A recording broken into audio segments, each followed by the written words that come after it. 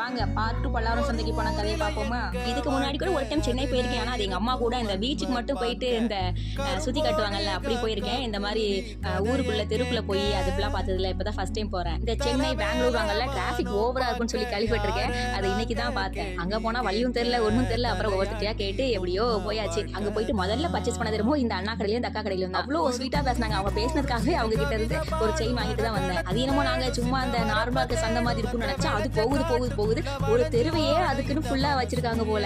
போனது போய் கண்ணுக்கு கிளாஸ் இந்த கேப் எல்லாம் வாங்கி பாட்டப்போ என்னமோ சென்னைக்கார மாதிரியே ஆளு சுத்திட்டு தான் பாக்க.